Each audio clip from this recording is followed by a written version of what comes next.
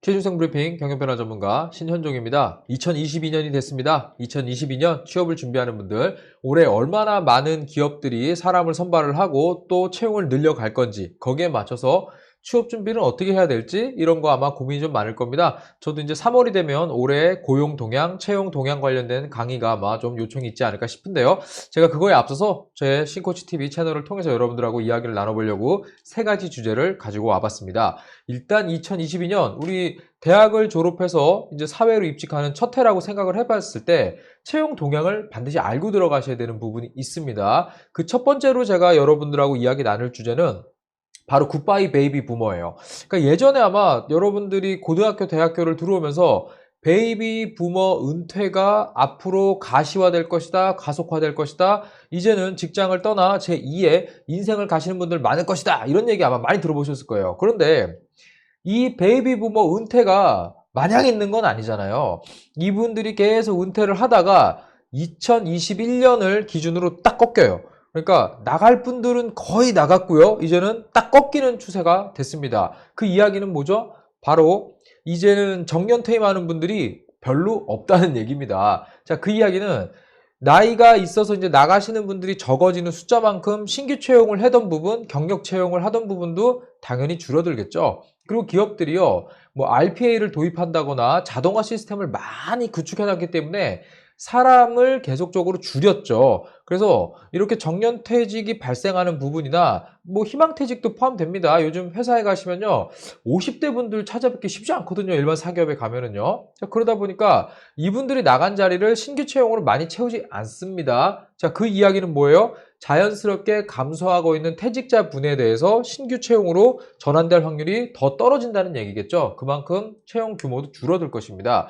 그래서 실제로 공기업 채용을 잘 보시면은요, 작년부터 이 자연적으로 발생하는 퇴직자분을 신입으로 보충하는 비율이 줄어들기 시작했어요. 22년엔 더 떨어집니다. 자, 이 부분은 우리가 한번 짚고 넘어가야 될 부분이다. 그냥 알고 계시면 좋겠고요.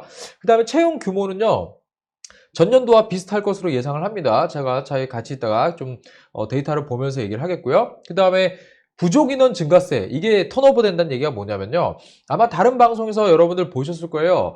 미국은 지금 거의 완전 고용이야, 뭐 아르바이트 난리야, 뭐 사람이 없어, 이런 얘기 하잖아요. 근데 우리나라도 살짝 그런 기미가 나오기 시작했거든요. 자, 그 부분 같이 짚어보도록 할게요. 일단 2022년 1분기까지의 채용 규모는요, 대기업이 현재 46,000명 정도 채용을 하겠다, 이미 이렇게 좀 밝혀놓은 상태고요. 그리고 중견기업, 중소기업이 35만, 압도적이죠. 제가 전에 이거 방송은 다룬 적이 있는데요.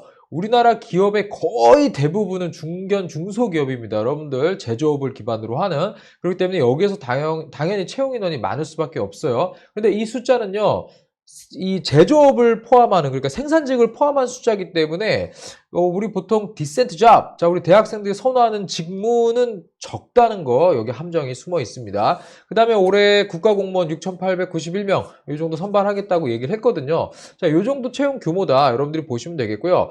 아, 그러면 일단 작년도랑 비슷한 채용 규모를 가져가는구나, 요거만 이해하시면 좋겠습니다. 자, 그러면 뽑는 인원수가 거의 비슷하기 때문에 뭐 취업이 더 어려워진 것도 아니고 그렇다고 더 쉬워진 것도 아닌 이런 상황이다, 이렇게 이해하시면 되겠고요. 한번 좀 산업별로 제가 좀 찾아보니까 당연히 제조업입니다.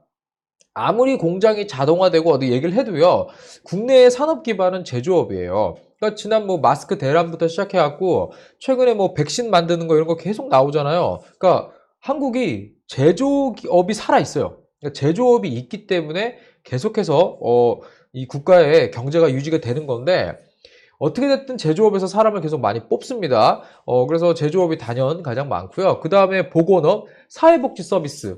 그러니까 이제는 사회복지 서비스가 바우처 제도의 도입이라던가 또는 지금 복지 수요가 점점 늘어나고 있죠. 그리고 아까 앞에 물렸던 나이가 있는 분들이 이제 은퇴하기 시작한 게 거의 끝났다. 자, 이분들 이제는 사회복지 서비스를 수급받는 계층이 되겠죠. 당연히 사람이 부족하겠죠. 저쪽에 늘어납니다. 그리고 뭐 건설업은 뭐 예전부터 원래 건설업은요, 사람이 많이 필요하잖아요. 그죠? 네, 사람이 아닌 누군가가 대체할 수 없죠. 자, 그 다음에 시설관리나 사업지원업, 그러니까 뭐 프랜차이즈라던가 최근에는 어떠한 이 직접적으로 운영하는 서비스보다는 외주를 주거나 하청을 주거나 관리를 맡기는 이런 형태가 상당히 많아지고 있습니다. 그렇기 때문에 채용 인원이 당연히 증가할 수밖에 없겠죠. 자, 그러면 중기라고 제가 여기 쓴 게 이제 중소기업, 중견기업인데 여기에 미충원 인원이 작년에 상당히 증가했어요. 그러니까 2020년보다 2021년이 더 증가를 했고요. 매년 보면은 계속 이게 증가를 합니다. 자, 이 부분이 왜 이러냐면요.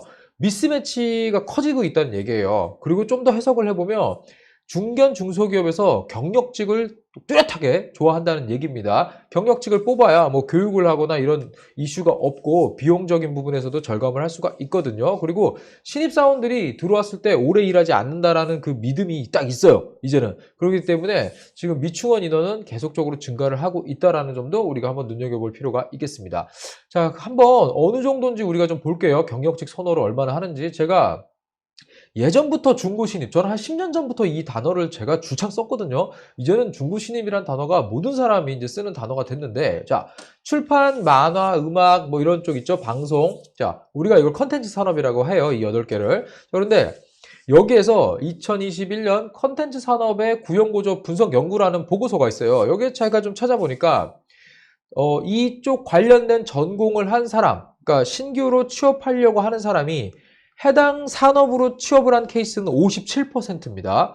그러니까 전공자가 이쪽으로 취업하는 경우가 반밖에 안 되죠. 반 조금 넘는 정도죠.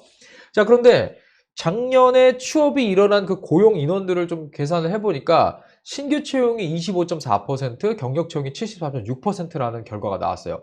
그 얘기는 뭐죠?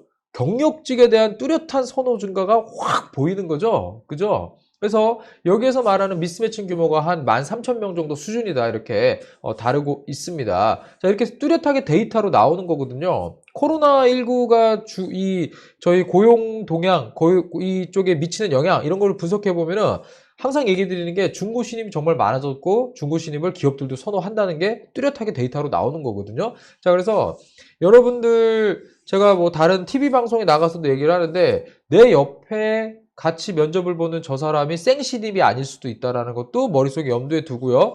그래서 자소서를 쓰고 면접을 준비할 때 비교과 활동 위주로 준비를 해야 된다라고 제가 얘기를 드리는데 코로나19 때문에 또 이게 또 막혀있는 게 조금 아쉽죠. 자, 그런 부분, 또 어려운 부분을 한번 짚어드리겠습니다. 자, 그리고 이 작년 우리가 금융권을 조금 잘 눈여겨봐야 될 필요가 있는데 공대 선호 현상이 뚜렷해졌어요. 아니, 공대야 뭐 원래 잘 나갔잖아요. 그죠? 그런데 전통적으로 인문사회 계열에서 스펙이 좀 된다. 내 취업 좀 준비한다. 이런 구직자들이 선호하는 데가 금융권이었는데 작년도 금융권의 채용 공고 한번 찾아보세요. IT, 그러니까 컴퓨터 관련된 전공, 수학 전공, 통계에 관련된 전공자를 우대하겠다라고 아예 표기를 하고 있어요.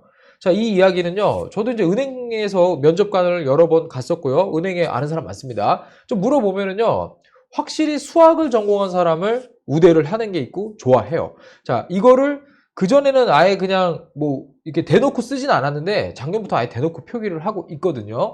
자, 그렇기 때문에, 혹시 제 방송을 보는 뭐 2, 3학년 분들이라면, 늦지 않았어요. 복수 전공, 부전공, 수학과 연결된 거를 뭐든 해라. 그래야 조금 더 우리 인문사회 계열에 있는 분들은 취업하는 데 좀 더 도움이 될 것이다. 이렇게 얘기를 드리겠습니다. 자, 그래서 인력 부족 현상이요. 이제는 좀 턴오버 된다. 이 부분을 좀 얘기를 드리고 싶은데요. 지금 우리나라는 다른 나라와 반대로 계속해서 이 구직난이 아니고 이 구인난 이렇게 표현을 할까요? 그러니까 그러니까 구직자들이 막 몰려드는데 일자리는 좀 적었던 뭐 이런 케이스였는데 지금 외국에서는 일할 사람이 없으니까 뭐 오늘 일하면 월급 뭐 보통 2주에 한 번 주고 한 달에 한 번 주는 돈 내일 줄게 work today, paid tomorrow 막 이러면서 난리예요. 그리고서 아르바이트 뽑는데 사이닝 보너스. 아니 무슨 축구 선수도 아니고 야구 선수도 아닌데 사이닝 보너스를 줍니까? 알바생한테. 자, 이 정도로 난리가 났거든요. 그런데 작년 하반기 3분기, 4분기 지나오면서 지금 수출도 늘어나고 우리 경제 지금 화랑입니다. 그러다 보니까 인력 부족 현상이 조금씩 나타나기 시작하는 게 보이기 시작했어요. 왜 다른 방송에서도 보면은 뭐 지금 미국이 거의 실업률 4% 이하로 떨어지면서 이제는 완전 고용이다 이런 얘기를 하잖아요. 그 앞에 엄청나게 실업률이 높았었죠. 자, 우리도 조금 이런 분위기가 감지되고 있고요. 뭐 위드 코로나 간다, 코로나 일단 영향을 어느 정도 벗어났다 이런 얘기들이 나오잖아요. 자, 그렇기 때문에 이 부분도 좀 눈여겨보시고요. 제가 얘기 드린 부분은 상반기까지의 이런 동향이다 이렇게 얘기를 드리겠고요. 아마 이게 조금 더 우리 경제에 영향을 미친다면 하반기랑 내년 2023년으로 이어지는 그 시기 때에는요. 조금 더 채용하는 기업들이 고용을 더 늘리는 이런 현상이 발생하지 않을까 이렇게 조심스럽게 예측을 해보도록 하겠습니다. 네, 오늘 제가 준비한 콘텐츠 여기까지고요. 2022년에도 제가 조금 더 이렇게 내용 많이 정리해서 같이 이야기 나눠보도록 하겠습니다. 감사합니다. 경영변화 전문가 신현종이었습니다.